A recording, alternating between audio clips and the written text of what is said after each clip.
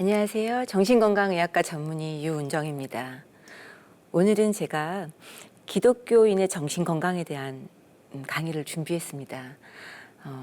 여러분, 기독교인의 이혼율과 자살률, 그다음에 우울증이 굉장히 늘어나고 있다고 해요. 그러니까 크리스찬이라고 해서 이런 것들로부터 자유로울 수가 없다는 거죠. 예외가 아니라는 거죠. 저는 그렇게 생각해요. 크리스찬일수록 또 고난이 많을 수밖에 없다. 우리의 기대치가 높고 또 사실 좁은 길을 선택해야 하고 또 자기 희생과 아픔의 경험들을 많이 가질 수밖에 없는데 과연 우리가 어떻게 정신건강을 지킬 수 있을지 오늘 살펴보도록 하겠습니다. 그 기독교 신앙을 가진 분들에게 공통된 질문이 있었어요. 내가 뭘 잘못했는데 이런 벌을 내리시는가? 항상 인과관계로 판단하는 거죠. 또 하나님은 내가 이렇게 힘든데 왜 가만히 계시나? 판단하려는 어떤 그런 것들. 내 생각에는 이게 맞는데 왜 하나님 아무 응답이 없으신가? 그러니까 옳고 그름의 주권이 자기에게 있다고 생각하는 것들. 그래서 여러 가지 공통된 것들이 있어서 오늘 그런 질문들을 좀 같이 묶어서 같이 이야기하고 나눠보고요. 또 신앙의 발달 단계가 사람마다 다 다르다는 생각을 했어요. 그랬더니 제임스 파울러라는 분이 이미 신앙의 발달 단계에 대해서 이야기 나눈 것이 있습니다. 그래서 그것을 오늘 나누기도 좀 하는데요. 이렇게 아이들이 성장하듯이 6단계로 나눴어요. 6단계를 하나씩 한국말로 살펴보도록 하겠습니다. 신앙 발달 단계의 1단계는 2살부터 7살에 해당되는 거예요. 직관적, 투사적. 뭐냐면 하나님에 대한 이미지와 상징을 갖고 있는 거예요. 따뜻하고 온화한 좋으신 하나님, 또 막 천둥번개를 치고 벌을 내리시는 하나님. 이런 아이들은 뽀로로 같은 거 보면서 이미지로 이제 상상을 하는 거죠. 하나님에 대한 초보적인 신앙을 받아들이는 시기. 사실은요, 어른도 이 단계에 있는 분들이 계십니다. 나에게 좋은 걸 주시면 좋으신 하나님, 나에게 벌을 내리시면 나쁜 하나님. 그죠? 이 단계는 7살부터 12살, 신화적, 문자적. 왜냐면 이 시기에 이제 문자, 글을 읽게 되고 책을 읽게 되는 시기죠. 그래서 아이들은 그 문자를 통해서 신앙을 이해하고 책을 읽고 성경을 읽으면서 문자 그대로 받아들여요. 어떤 추상적인 사고를 할 수 없는 시기이기 때문에 다른 사람들이 특히 부모가 규칙을 지키는지 안 지키는지 교회 다니면 엄마 이렇게 해야 되는 거 아니야? 그렇게 말하는 시기가 바로 이겁니다. 그런데 성인도 이 시기에 머무는 분들이 계십니다. 성경이 이렇게 말하는데 너는 지금 뭐냐? 성경에 아내가 남편을 공경하라고 그랬다. 뭐 하는 거냐? 자식이 부모를 공경하라고 그랬다. 지금 뭐 하는 거냐? 이런 부분이죠. 신앙 발달 3단계는 청소년기입니다. 종합적, 전통적 신앙. 자신을 인격적으로 알아주고 보통 수련회 때 많이 하나님을 만나죠. 우리가. 그런 하나님을 찾게 되고 또래 그룹의 영향을 많이 받습니다. 사실 우리가 그 청소년기는 부모의 영향보다는 예전에는 이제 부모의 신앙을 우리가 보고 배웠다면 지금은 어느 교회, 어느 청년부의 어느 목사님, 그죠? 그 영향력이 굉장히 많이 받고 있고 또 우리 교회를 욕하면 막 화가 납니다. 우리 교회가 니네 교회보다 좋아. 이 단계에 아직도 머물고 계시는 성인들도 계십니다. 물론 이제 사랑하기 때문에 그렇지만 본 교회에 대하고 내가 속한 집단이 최고라고 생각하고 그 하나님, 그 집단이 믿고 있는 하나님을 믿게 됩니다. 자, 4단계는 청년기입니다. 개인적, 성찰적 신앙 발달. 이제 대학교 들어가면서 청년들이 하나님을 인격적으로 알게 되는 거죠. 부모의 사랑, 부모의 신앙, 또 교회의 신앙이 아닌 자신의 인격적으로 만나는 하나님. 남들이 알지 못하는 새로운 차원의 하나님을 알게 됐다. 뭐 은사를 받기도 하고 방언과 예언의 은사를 받기도 합니다. 그러면 우리가 어떻게 하죠?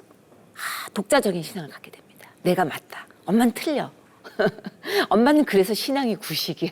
이런 판단을 하게 되는데 마찬가지로 성인도 이 단계에 머무는 분들이 계십니다. 내 은사가 더 우월하다.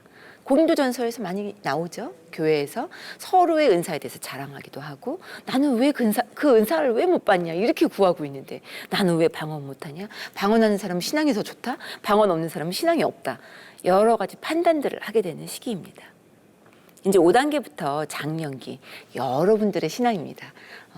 우리가 중년기, 장년기 이상이 되면 이런 신앙을 갖도록 해야 돼요. 영적 성숙에 이르는 통합적 신앙. 물론 우리가 이단을 받아들이고 뭐 크리스찬이 아닌 것을 받아들이라는 이야기가 아닙니다. 이분법적인 사고에서 벗어나라는 거예요. 이것은 옳고 넌 틀리다.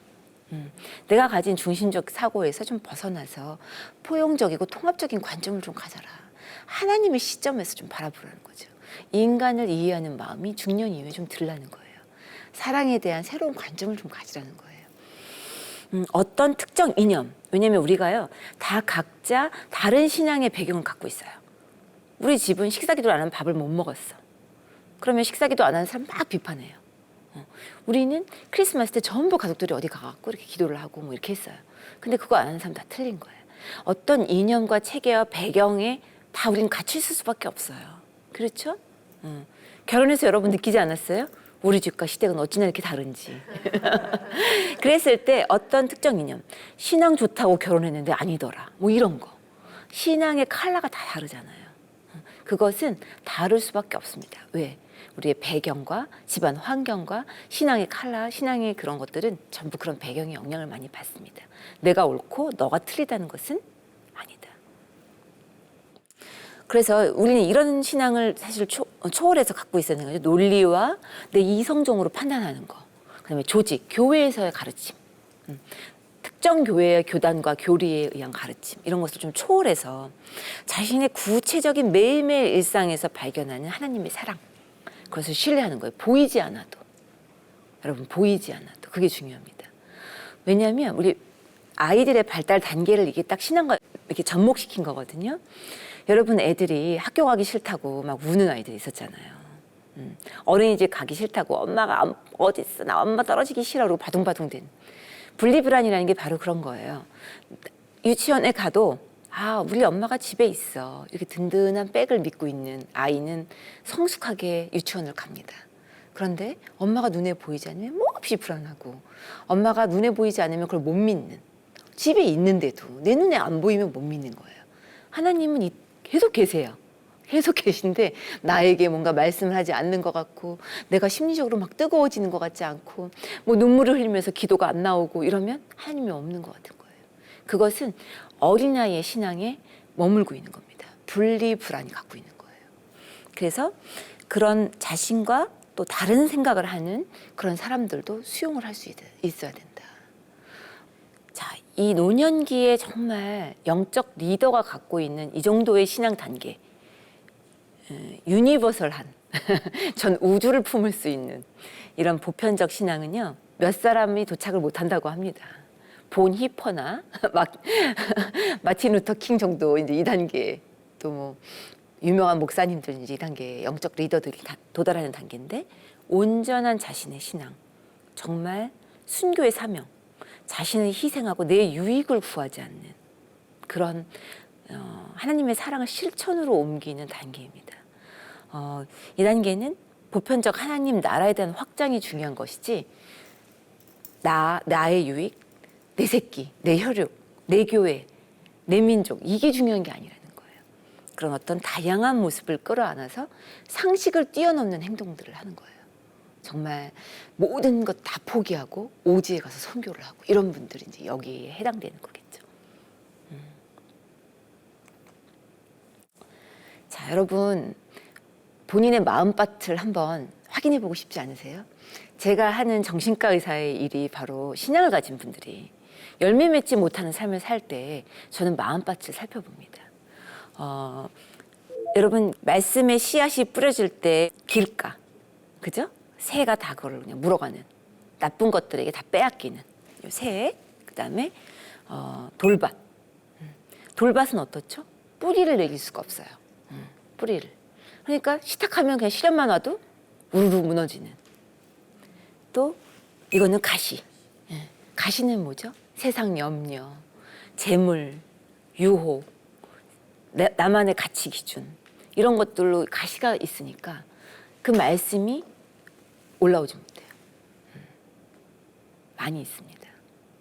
특히 자본주의 사회를 살면서 돈 때문에 시험 드는 경우가 굉장히 많이 있습니다. 이렇게 열매 맺고 정말 꽃을 피울 수 있는 그런 마음밭을 내가 갖고 있는가. 저는 제 직업이 그 직업이라고 생각해요. 마음밭을 가는 농부의 마음. 저분에게 가시를 제거하고, 그렇죠? 또 어떤 상처, 피해의식. 여러분, 피해의식이라는 게 왜 교회를 떠날 때까지 오는 줄 아세요? 내가 딱 뒤었어요. 어떤 컵을 만졌는데 뒤었어. 근데 그 컵을 다시 만질 때 똑같은 컵이에요. 또 만질 때 겁이 나겠어요, 안 나겠어요? 근데 그거 뜨거워요, 안 뜨거워요? 안 뜨거운 컵을 봐도 무서운 거예요. 내가 상처를 한번 받으면 그 장소, 그 분위기, 그곳에 가면 또 상처를 받는 거예요. 그게 바로 피해의식의 원리입니다. 아 뜨거 하고 있는 거죠. 인지 오류예요. 생각이 잘못된 거죠. 우리가 반복적인 상처를 받으면 바로 생각의 오류가 생겨요. 하나님 안 계시다. 생각의 오류예요. 나만 미워하신다. 생각의 오류예요. 나를 버리셨다. 생각의 오류죠. 그런 생각의 오류를 수정해 주는 것이 또 기독 정신과 의사의 역할이라는 생각을 합니다. 또 우리 달란트 비유 여러분 기억하시죠? 달란트 비유에 한 달란트를 가진 분이 땅에 묻었어요. 그랬더니 어떤 질책을 받으셨죠? 게으르고 악한 종아. 여러분 게으른 건 이해가 돼요. 그렇죠? 농사를 안 짓고 땅에 묻어버렸으니까, 그냥 어디서 숨겨버렸으니까. 근데 왜 악하죠? 그렇죠. 나의 은사와 하나님이 주신 뜻을 생각해 보지 못한, 그것이 악하다는 거. 하나님을 신뢰하지 못한. 한 달란트면 어때요? 반 달란트면 어때요? 근데 이거 뭐, 이 하나님을 신뢰하지 않았다는 거죠. 그래서 악한 종이 된 겁니다. 그래서 또 저의 직업이 바로 여러분들의 은사를 발견하고 좋은 점들을 부추기고 단점만 바라보는 나는 남들은 이것도 있는데 난 이게 없어. 남들은 다 가진 것 같은데 나는 하나도 없어. 이러한 낮아진 자존감, 이러한 어떤 상대적 박탈감, 요즘 그게 참 유행이거든요. 그런 것들을 잠시 먼지처럼 쌓여 있는데 그 유리창을 닦는 청소부의 마음으로 접근을 해야 되는 거죠. 자, 기독교인인데 왜 우울증에 걸리나? 이 질문 너무 많이 하세요. 여러분, 기독교인이 우울증 걸려요, 안 걸려요? 저는 기독교인이 우울증에 솔직히 좀 더 쉽게 걸릴 수도 있다고 생각해요. 왜 그러냐면 기준이 높아서, 또 자책감이 많아서, 또 하나님의 기준에 못 미치는 것 같아서, 또 좁은 길을 가다 보니까 여러 가지 시험에 들기도 하고 믿지 않는 시어머니를 위해서 기도해야 하고 그래서 크리스찬이라고 우울증에 걸리지 않는 거 아니다. 근데 우울증에 걸린 크리스찬 분들은 어떻게 생각하는 줄 아세요? 한심하다. 나는 한심하다. 이렇게 생각을 하세요. 또 질문 두 번째. 하나님이 계시는 거 정말 맞냐? 왜 이렇게 고통이 많은가? 저는 그때마다 그 질문을 합니다. 폭탄이 터지면 골라서 죽나요? 나만 살게 해달라. 우리 그런 기도만 해요. 우리 애만 시험 붙게 해달라. 그런 기도만 해요. 그럼 우리 애가 붙으면 저쪽 집은 떨어져야 돼. 나만 살면 쟤는 폭탄 맞아야 돼. 그래서 사실은 어떠한 조건 없이 우리가 생각하지 않는 그런 원리 원칙의 그 이상의 무분별한 것들이 있을 수밖에 없다라는 자연의 이치, 우주의 원칙을 받아들여야 된다는 거죠. 그게 성숙한 신앙의 조건이다. 여러분 그 단계까지 다 가실 수 있죠? 어이구 내 삶이야, 어이구 내 십자가 이러면서 뭐 가슴을 치고 상대방을 원망하고 남 탓을 하고 심지어는 하나님 탓. 저는 제발 하나님 원망은 하지 마세요. 하나님이 뭘 잘못하셨어요? 하나님 그냥 그곳에 계속 계셨어요. 나만 그냥 있나 없나 맨날 의심하고 그런 거지, 못 느끼는 거지. 근데 우리가요, 하나님을 느끼는 방법에도 여러 가지를 의존합니다. 어떤 분은 감각적으로, 내가 기도할 때 눈물이 나야 하나님 옆에 계신 거예요. 내가 말씀을 볼 때 막 눈에 그냥 글자가 들어와야 돼. 그래서 어떤 분은 내가 오늘 성경 읽었는데 이 글자가 내 눈에 들어왔는데 이거 뭐예요? 무슨 뜻이에요? 이러고 물어보시는 분이 있어요. 강박적으로 몇 가지 단어에만 막 지적으로 매달리고 지식으로 토론하려고 하는 분이 있어요. 구원의 의미가 뭐죠? 막 이런. 물론 이제 그런 호기심과 이런 것도 신앙에 굉장히 중요한 부분인데 성경의 큰 흐름보다는 어떤 한 단어는 강박이에요. 강박적인 성향인 분들이 그런 것에 매달립니다. 감정은 메말라 있고 지식으로만 발달. 신앙의 균형이 깨어져 있는 거죠. 여러분의 기도가 저는 좀 더 성숙한 기도로 옮겨갔으면 좋겠습니다. 또 예수님을 저 사람 잘 믿는지 안 믿는지 어떻게 할 수 있어요? 제대로 믿고 있는지 만지. 아유, 저분의 신앙이 별로야. 저분의 신앙이 너무 좋아. 뭘로 믿죠? 교회 출석 횟수로? 직분으로? 물론 그런 것도 중요합니다. 왜냐하면 내가 그만큼 헌신하는 거니까. 내가 한숨 더 자고 싶은데 나온 거잖아요. 저는 얼마나 예수님의 모습을 닮으려고 애쓰는가, 얼마나 사랑을 베풀 능력이 있는가, 그것이 믿음의 가장 눈에 보이는 증거라고 생각을 합니다. 여러분 은사 받고 싶으세요? 저도 한때 말씀의 은사를 달라고 기도를 많이 했어요. 말씀을 보면 사실은 말씀 읽으면서 이해가 안 가는 부분 많고 성경이 너무 어렵잖아요. 근데 어느 순간 막 꿀처럼 달아, 막 쑥쑥쑥쑥 읽혀. 너무 행복해. 연애 편지 쓰는 것 같아요. 남자친구랑 밤새도록 톡하는 거고 대화 나누는 것 같아, 전화로. 그런 연애 감정 갖게 해달라고 기도하고. 그랬는데 딱 한마디로 얘기하세요. 뭐예요? 사랑의 은사를 구하세요. 모든 것 위에 뛰어난 은사, 사랑의 은사를 구하시는 여러분 되시기 바랍니다. 여러분 교회 왜 다니세요? 어떤 분 그래요. 천국 가려고. 보험 드는 거예요, 그러더라고요. 현실적인 답변이죠. 그것도 맞습니다. 그렇지만 저는 교회 왜 가요? 그 남자친구 왜 만나러 가요? 그 자녀 왜 만나러 가요? 왜 시어머니 가서 만나시죠? 사랑하니까. 예배 드리고 싶어. 내가 사랑하는 대상을 예배해요. 너무 미운 사람, 우리가 크리스찬은 왜 용서를 하죠? 너무 미운데 왜 용서하라는 거예요? 이런 울부짖음을 제가 늘 듣습니다. 저는 용서하라고 말한 적 없거든요. 왜냐면 여러분 용서하라 이런 말 상처돼요. 용서하라는 거는 사실 물론 권면할 수 있죠. 그러나 섣불리 또 그랬을 때는 그게 폭력이 될 수 있는데, 여러분 성경에는 뭐라고 말하죠? 7번 아니라 70번. 그 배로도. 그럼 77에 49, 490번이에요. 그런 말씀이 490번 세서 하라는 게 아니라 셀 수 없이 해야 되는 과정이다라는 거고, 평생 끝나지 않을 수 있다는 얘기예요. 여러분 용서 못할 사람 많아요. 평생 끝나지 않을 수 있어요. 자살한 가족을 이제 둔 분이 용서 못하겠대요. 어떻게 나한테 이렇게 상처를 주고 갈 수 있냐. 그 자식이 먼저 죽은 거, 저 평생 잊지 못합니다. 그렇지만 우리는 용서를 해야 되는 것이 하나님이 주신 사랑의 능력으로, 용서는 forgive, 주는 거예요. give, 주는 거다. 자, 하나님을 아는 것이 여러분의 인생의 목표가 되길 바랍니다. 어떤 분이 그래요. 나 사는 의미를 모르겠다. 너무 허무하다. 나 당장 내게서 자살하겠다. 크리스찬 분들이 그렇게 말해요. 나 지옥 가는 거 아니면 그냥 죽고 싶다.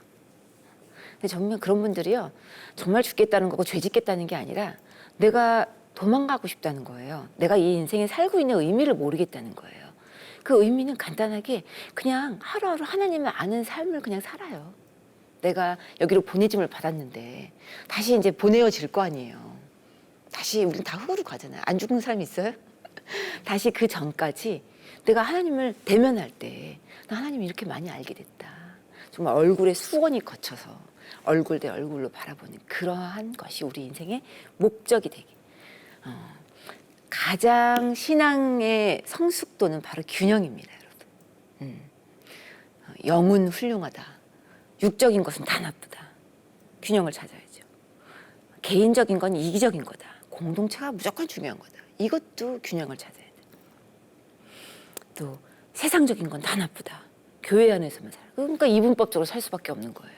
교회 문턱을 넘는 순간 다른 모습으로 살 수밖에 없는 거예요. 그래서 이러한 모든 신앙의 균형들을 유지하는 그런 성숙한 여러분들이 되셨으면 좋겠습니다.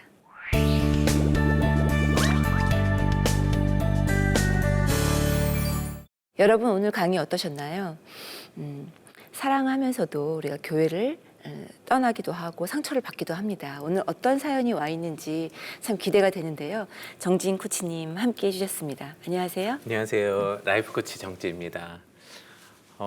오늘 강의 들으면서 저도 참 너무 좋았습니다.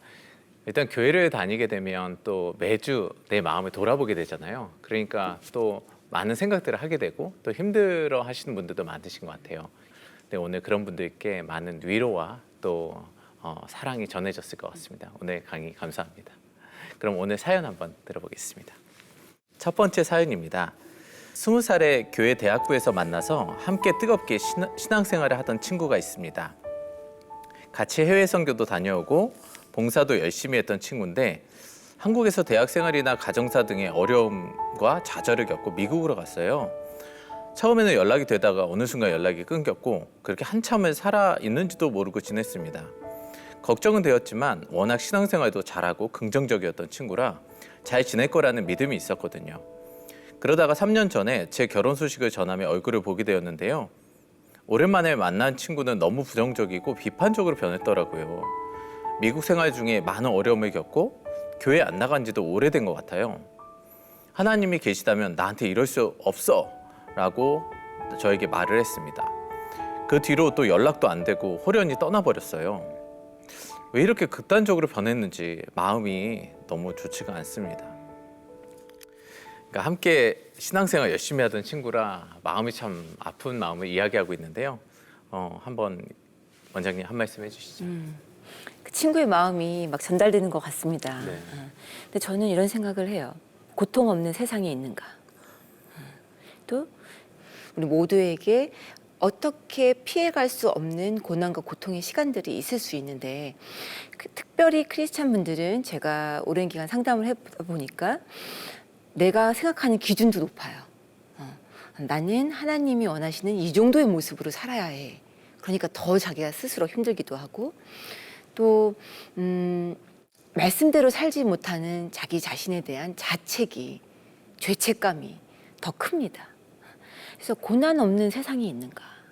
또 크리스찬 고통을 피해갈 수 있는가? 오히려 크리스찬이라면 고통이 더 있을 수 있다. 하나님이 눈에 보이지 않는다고 함께 하시지 않고 또 우리에게 좋은 것만 주시지 않는다고 해서 하나님이 없으신 게 아니거든요. 우리가 이러잖아요. 누가 시험에 합격하고 좋은 일이 그 집에 많아. 그러면 하나님이 함께 해주셨습니다. 근데 저 집은 좀 경제적으로 갑자기 어려워지고 뭔가 고난이 생겼어. 그럼 우리가 하나님이 함께 해주셨습니다. 그렇게 말하나요? 하나님은 항상 함께 해주시고 계신데 우리의 마음이 그렇게 느끼고 있는 거죠. 그래서 오히려 고통 가운데 고난 가운데 하나님의 정말 그 만날 수 있다. 욥기처럼. 욥기를 싫어하는 분들 많아요. 왜 멀쩡히 잘 살고 있고 의인이었던 사람에게 저는 폭탄 같은 일이 생겼는가. 여러분 인과관계가 있었나요? 얘가 뭘 잘못해서 벌 주고 얘는 뭘 잘해서 상을 받고 하나님의 사랑은 인과관계가 없습니다. 전 욥기의 주제가 그거라고 생각해요. 이거는 인과관계가 없는 거다. 원인과에 따라서 그런 결과와 벌이 이루어진 것이 아니다. 물론 죄로 인해서 본인이 점점 더 힘들게 살아가는 분들도 계시죠. 그래서 이런 분들이 이제 하나님에게 대한 어떤 실망감과 어떤 그 원망 이제 이런 것들이 생기게 되는데 저는 이것 역시 친구는 안타깝겠지만 신앙의 성숙 제가 아까 강의 때 얘기했던 신앙의 성장 단계에서는 반드시 필요한 부분입니다.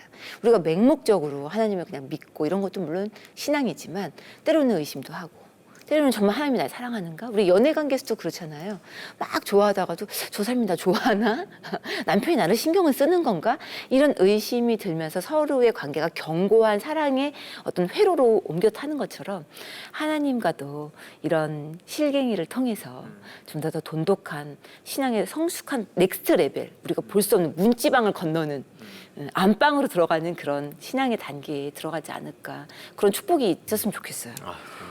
어떤 말을 해주고 싶으세요? 저는 이 사연을 보내주신 분께서 이제 사랑하는 친구가 계속 힘들어하니까 그 신앙생활도 너무 잘했었고 그러니까 너무 많이 안타까운 것 같아요. 그러니까 저는 그 힘들어하는 사람의 주변에 있는 사람이 어떤 마음을 가지고 있어야 되나를 이야기 한번 해보고 싶은데요. 네. 특히 이제 차라리 내가 아프면, 그러니까 부모님들이 그런 말씀하시죠. 차라리 내가 힘들면 괜찮은데 저 자녀의 힘듦을 지켜보고 있는 거, 그게 하루 이틀이 또 아닐 때 너무 힘들어 하시는 거죠. 그러면 또 나중에 이제 본인도 힘들어지면 이제 또 뭐라 하게 되고 자꾸 너 이제 기뻐해, 이제 그만해 이러면 더 다툼이 생기고 그랬을 때 이제 제가 하나 말씀드리고 싶은 거는 제가 그림 하나를 이렇게 보여드리고 싶은데요. 르네 마그리트의 이제 통찰력이라는 그림이 있습니다. 그런데 거기 그 작가가 있는데 여기 이제 알이 하나 있어요. 알이 하나 있는데 그 작가가 알을 보면서 이렇게 그림을 그리고 있는데 알을 보고 있어요. 근데 그 그림에는 훨훨 날고 있는 새가 그려져 있는 겁니다. 그러니까 이 작가는 알을 보면서도 새를 그려 나가고 있는 거죠. 그러니까 저는 이걸 보면서 참 은혜를 받았는데요. 그러니까 알 수 있는 존재가 뭐 답답할 수도 있고 한 치 앞도 안 보일 수도 있고 나 빨리 꺼내줘 할 수도 있죠. 근데 지금 빨리 꺼내주면 어떻게 되죠? 그러니까 날지도 못하고 그러니까 미래는 없는 거죠. 그러니까 저는 그런데 이 알의 존재를 보면서 이미 그 훨훨 나는 새를 상상하는 작가 참 은혜를 받았는데요. 저는 한 가지 말씀이 떠오른 겁니다. 예레미야 29장 11절 말씀. 나 여호와가 말하노라. 너희를 향한 생각은 내가 아는데 재앙이 아니라 평안이요 너희 장래에 소망을 주라는 생각이라. 그래서 그 당사자는 사실 굉장히 고통스럽고 재앙이라 여겨질지라도 저희 그 옆에 있는 사람이 끊임없이 이 기대감으로 함께해주고 기도해주고 소망해줄 수 있다면 믿어줄 수 있다면 그 한 사람에게 얼마나 큰 힘이 될까요? 제가 오랫동안 이제 함께했던 어떤 학생이 있는데 그 친구가 이제 항상 본인에 대해서 실망하고 나는 왜 이렇게 못할까? 왜 이렇게 이것도 잘 안 될까? 그러니까 자기 기준이 굉장히 높으니까 더 실망할 수밖에 없는 겁니다. 그런데 이제 제가 계속 지지해주고 믿어주고 또 새롭게 우리 해보자 이런 기간을 오랫동안 하니까 한 3년이 지났나요? 그때 갑자기 이런 말을 하더라고요. 선생님은 왜 저를 이렇게 끝까지 믿으세요? 뭐 이런 말을 하는데 그게 굉장히 인상 깊었어요. 그러니까 누군가가 한결같이 믿어준다는 거, 그러니까 한결같이 소망해 준다는 거. 그래서 저는 사연을 보내주신 분과 또 주변에 힘들어하고 있는 분들이 계신 분과 함께하고 있는 분이 있다면 내 소망으로 기대해 주시고 함께 봐주신다면 큰 힘이 되지 않을까라는 말씀을 드리고 싶습니다. 저희 그 기독교 정신과 의사 모임이 있어요. 저희들끼리 이제 기도회도 하고 크리스찬 정신과 의사들이 서로 이제 교제하는 그런 모임이 있는데 기도 제목을 내놓으면 가장 큰 기도 제목이 뭔지 아세요? 자녀가 교회 안 간다예요. 아니 나는 크리스찬 정신과 의사로 이렇게 봉사를 하고 교회에서도 많은 강의를 하고 그러는데 자녀가 교회를 안 가요. 그게 가장 많은 기도 제목입니다. 그래서 정말 우리가 알을 봐야 되는 거죠. 언제 우리가 신앙이 그렇게 있었다고, 우리가 언제 그렇게 정말 그 말씀으로 무장됐었다고, 그 아이들을 평가하고, 너 그러다 이제 인생 망친다 이런 메시지만 전달해 주는 것이 아니라 너무 좋은 것 같아요. 알을 바라봐주면서 그 나는 새를 기대해 주는 것이 너무나도 좋은 말씀인 것 같습니다. 감사합니다. 다음 사연 볼까요? 네, 두 번째 사연입니다. 어쩌다 보니 교회에서 트러블 메이커로 낙인 찍혔습니다. 저는 아닌 것에 대해 확실하게 말하는 편인데 찬양팀, 영상팀, 순모임 팀장 등 교회에서 오랜 시간 봉사하고 리더십을 자주 맡다 보니 저희 이런 성격 때문에 본의 아니게 자주 부딪히는 경우가 많아요. 개인적으로 친하게 지낼 땐 문제가 없었는데 같이 봉사하면서 관계가 틀어지는 경우가 많고요. 그러다가 작년에 공동체에서 크게 부딪힐 일이 있었는데 그 과정에서 크게 상처받고 떠나면서 계속 섬겨오던 모든 봉사를 내려놓았습니다. 처음에는 그들이 이해가 안 가고 미웠는데 3, 4년 이상 같은 공동체를 섬기지 못하고 떠나게 되는 게 제 잘못인가 싶기도 합니다. 그 교회 봉사를 하다 보면 또 열심히 하다 보면 또 교인들 간에 충돌이 있고 또 상처도 많이 받게 되는데요. 이분께 어떤 말씀을 드리면 좋으실까요? 우리 이 사연을 들으면서 한 명씩 떠오르는 분들이 있을 수도 있을 것 같아요. 트러블 메이커. 그렇죠? 바울의 선교 여행에서도 싸움이 있었습니다. 갈등이 있었는데 하나님은 그걸 마저도 선하게 쓰시죠. 선교 여행의 루트를 바꾸게 되고 다른 지역으로 옮기기도 하고. 참 그런데 사실은 반복적으로 내가 문제를 일으키는다 할 때는 자신의 마음밭을 살펴보길 바랍니다. 왜냐하면 저희가 말씀이 내 안에 들어가서 정말 그 마음에 상처가 있는 분들은요, 그것이 꽃 피우는 것이 아니라 오해를 낳기도 하고, 또 사실 물론 교회가 병자와 죄인이 가는 곳이지만 그 안에서 자기의 상처가 그대로 드러나는 분들이 참 많이 있거든요. 그런데 그렇기 때문에 자꾸 트러블이 또 생기는 경우들이 있습니다. 그래서 그 부분은 항상 치유를 위해서 본인이 집단에서 어떤 봉사를 하고 집단에서 해결하는 것이 아니라 개인으로 홀로 하나님을 독대하는 시간이 필요한 것 같아요. 저는 예수님도 굉장히 유혹이 많았을 거라는 생각이 들어요. 어떤 유혹이냐면 정말 수많은 관중들이 자기를 기다리는, 그 많은 관중들이 자기를 따라다녔을 때 어떻게 하셨죠? 그걸 막 호응하면서 계속 일하고 자기를 탈진시키셨나요? 피했어요. 호련히 피해서 광야로 가거나 심지어는 딴 길로 돌아가기도 하셨습니다. 그만큼 저는 떠나 있는 시간도 필요하다고 생각해요. 그래서 저는 상담을 올 때 교회 떠나고 싶어요. 저 혼자 있을래, 이제 공동체 안 갈래 하는 분에게 예전에는 초보 때는 그래도 가셔야 되지 않을까요? 신앙생활을 유지하셔야죠 했는데 아차 싶었어요. 왜냐하면 뜨거 하고 있는 사람에게 뒤어가지고 뜨거운 데를 계속 가라는 얘기잖아요. 그럼 또 디고 정말 이제 일어날 힘도 없어져. 그럴 때는 그냥 잠시 상처를 치유하기 위해서 홀로 독대하는 시간이 필요할 수도 있겠다. 회복하는 시간이 필요할 수도 있겠다. 라는 생각을 좀 했거든요. 어떻게 생각하세요?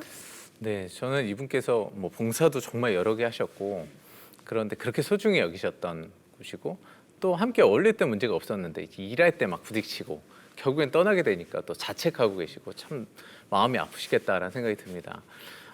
그런데 특히 이제 저도 제 후배들 또 친구들 많이 이런 친구들이 많은데 이제 저는 일할 때 부딪히는 거는 자기가 소중히 여기는 그 가치 때문이라고 생각을 하거든요. 내가 소중히 여기는 가치가 있는데 그게 안 되니까 막 이러고 정확하게 얘기했다 표현하시잖아요. 그래서 저는 이런 친구들에게 해주는 얘기가 이제 교회에서 좀 재밌는 얘기인데요. 교회에서 MT를 하자, 우리 MT를 하자, 의견을 내봐 그러면 4가지 종류의 사람들이 이렇게 의견을 낸다고 합니다. 그러니까 첫 번째 사람은 MT인데 우리 끝내주는 대로 가자, 뭐 경치가 좋은 데로 가자, 뭐 누가 들어도 괜찮은 데로 가자 이런 친구들이 있고 또 한 친구는 장소는 상관없어 그냥 계속 재밌게 즐겁게 레크레이션 준비하고 막 밤새 놀자, 뭐 즐거워야 된다 이렇게 주장하는 친구들이 있고요. 세 번째는 다 필요 없어, 잘 먹어야 돼. 그냥 어떻게 마트만 가가지고 그냥 산더미처럼 싸서 삼겹살에 뭐 먹을 생각, 그다음에 이제 잘 자야 돼, 숙소 좋아야 돼, 뭐 이런 거요. 근데 또 4번째 분은 다 이렇게 시간표대로 잘 진행이 돼야 돼. 한 사람도 뭔가 소외되지 않고 잘 진행이 되는 게 또 목표인 거죠. 그러면은 이 4가지가 한 개가 맞는가? 그렇지는 않은 거죠. 그러니까 다 사실 조화를 이루어야 좋은, 그러니까 합력하여 선을 이룬다고나 할까요? 근데 이게 누구만 옳다고 하면은 이제 다툼이 좀 생기는 것 같고요. 그래서 저는 이 사연을 보내주실게 말씀드리고 싶은 게 한번 나는 어떤 유형일까? 나는 어떤 가치를 가지고 있어서 그렇게 막 친구들한테 화가 났을까? 나는 무엇을 좋아하고 무엇에 화가 나고 무엇에 기뻐하고 슬퍼하는지 좀 돌아보시면 저는 이분 같은 경우는 또 이제 다시 교회 가셔서 봉사를 하지 않으실까 지금 그런 마음이 드는데요. 그럴 때는 다시 한번 또 다르게 하게 되시지 않을까 뭐 이런 생각이 들었습니다. 우리가 특별히 인간관계 중에서 교회 인간관계에서 상처를 더 받는 이유가 기대 심리가 높아요. 크리스찬이 왜 저래? 아니 저렇게 성경과 성경을 읽고 새벽기도를 다니는데 이렇게 상처를 줄 수 있어? 인간 진짜 못 믿겠다. 이런 상처가 더 크거든요. 근데 저는 그럴 때마다 환자분들한테 그렇게 권합니다. 사람 사는 게 다 똑같다. 사람이 다 그렇지 뭐. 그리고 그냥 항상 자기 마음을 이렇게 싸듬으면서 사람이 다 그렇지 뭐. 네? 그럴 수밖에 없다라는 얘기를. 그리고 또 내 생각과 같을 수가 없어요. 누구나. 내 자식, 내 배로 낳은 자식도 그런데 누구나 내 생각 같을 수는 없다. 그리고 아까 강의에 제가 성숙의 단계를 이제 말씀드렸는데 이분법적인 사고는 굉장히 유아적인 생각입니다. 이것은 옳고 이것은 나쁘다. 내 기준에 맞추는 거예요. 그것도 남의 기준도 아니고 내 기준으로 봤을 때 저건 틀려. 이건 맞아. 이 이분법적인 사고는 어린아이들이 엄마는 이렇게 해주니까 엄마는 좋아. 엄마는 혼냈으니까 엄마는 미워. 이거랑 똑같은 거예요. 그 수준인 거예요. 딱. 그래서 이분법적인 사고에서 벗어나서 상대방을 헤아리고 다양한 관점이 있을 수 있구나. 사람들은 다 다르다라는 걸 기억하신다면 조금 더 상처를 줄일 수 있지 않을까 싶습니다. 그리고 사실 이제 상처를 받는 게 막상 말의 내용보다는 이렇게 방식 때문에 상처를 받을 때가 많잖아요. 그러니까 막상 뭐 부부간에도 사실 싸우는 내용은 굉장히 소소한데 뭐 뭐 때문에 싸운지 기억도 안 나는. 뭐 때문에 싸운지 기억이 안 나는 거죠. 뭐 치약 중간부터 짰다, 뭐 양말 뒤집어 놨다, 사실 뭐 다 그런데 나중에 남는 건 어떻게 나한테 그렇게 말할 수 있어? 나를 어떻게 그렇게 쳐다볼 수 있어? 사실 그런 걸로 다 상처가 여기 골마 터져 있는 건데요. 근데 그래서 만약에 이제 뭐 청년부 안에서도 누가 시간이 늦었을 때 뒤에 조용히 불러서 뭐 예를 들자면 우리 다음에는 좀 이렇게 웃으면서 좀 일찍 오면 우리 모두가 좋지 않을까? 뭐 이렇게 하면 상처가 안 되는데 너 어떻게 늦을 수 있냐? 막 이러면 이제 상처가 되는 거죠. 그래서 좀 더 내가 말의 내용보다는 좀 더 다른 이렇게 표현 방식을 좀 더 바꿔보면 훨씬 더 이렇게 소통에 좋은 영향을 미치지 않을까라는 생각이 듭니다. 그 신학적으로는 그 원죄가 옳고 그름을 판단하는, 내가 하나님같이 되려고 하는 그거가 원죄거든요. 내 기준에서 너는 옳다, 너는 틀리다. 이 기준을 잠시 내려놓고 옳고 그름을 판단하는 게 내 몫이 아니에요. 그냥 안아주는 거. 하나님의 사랑, 그냥 있는 그대로의 모습을 받아주는 것. 그것을 좀 실천해 본다면 좀 더 우리가 교회에서 상처받는 거, 상처 주는 일이 좀 줄지 않을까. 어떠세요? 네, 그렇습니다. 근데 이제 이분 같은 경우는 이제 잘해보려고 할 때, 그러니까 관계에서 또 이제 그러니까 그냥 놀 때는 상관이 없는데 뭔가 교회가 잘 돼야 돼. 막 근데 너무 사랑하는데 그쵸. 사랑하니까 뭐 아픈 자꾸 거죠. 늦게 오고 뭐 혹은 막 이렇게 잘 안 되는 열심히 안 하는 것 같고 준비가 안 되면 이제 막 화가 나고 막 그러는 건데 이제 사랑의 능력이 있는가가 중요한 것처럼 사실 이거를 그냥 화낸다고 이 일이 되는 게 아니잖아요. 그러니까 소통하는 능력, 리더십을 키워내야 되는 거니까 그러니까 이제 뭐 혼자서 불러서 얘기한다든지 자꾸 기술을 좀 익힐 필요가 있지 않을까. 그냥 보통은 이 열정을 그냥 화내는 데서 화를 내면 이게 해결될 거라고 생각하는데 그렇지는 않은 것 같고요. 이렇게 일을 잘하고 싶은 욕구가 있고 그러니까 그거를 어떻게 하면 내가 상대방을 설득할 것인가, 함께 갈 것인가 이렇게 하면은 성장이 되어져 가지 않을까라는 생각이 듭니다. 그동안 여러분이 보내주신 사연을 함께 나누고 코치님과 함께 이야기를 할 수 있어서 좀 더 대화가 풍성하고 사실 우리가 액션 플랜이 중요하잖아요. 지금 당장 들은 이야기를 내 현실에 적용할 수 있는 그런 시간이 됐던 것 같습니다. 네, 저도 정말 12회라는 시간이 참 아쉬운 것 같습니다. 제가 뒤에서 강의를 가장 열심히 들은 사람으로 고개를 끄덕이며 들었는데요. 저도 참 큰 위로와 격려가 되는 시간이어서 더 아쉽고 그런 시간인 것 같습니다. 그동안 함께 해주셔서 감사합니다. 감사합니다. 유은정 원장의 마음치료 코칭 시즌 3 어느덧 마지막 시간이 되었는데요. 오늘은 기독교인의 정신건강에 대해서 제가 살펴봤습니다. 여러분 신앙을 가지고 있다고 해서 정신건강이 저절로 그냥 다 차려지는 거면 좋겠지만 내가 더 노력해야 되는 부분도 있고 그렇습니다. 그래서 정신과 의사의 역할이 바로 마음밭을 우리가 헤아려 보는 것. 말씀이 열매 맺지 않도록 방해하는 것들을 제거하는 것. 또 유리창에 뿌연 유리창에 내 미래를 바라볼 수가 없는데 그 유리창을 닦아주는 것이 바로 저의 역할이라고 생각하고요. 다시 저의 일터로 돌아가서 또 많은 분들과 상담 나누며 다시 만나뵐 때 기대하겠습니다. 감사합니다.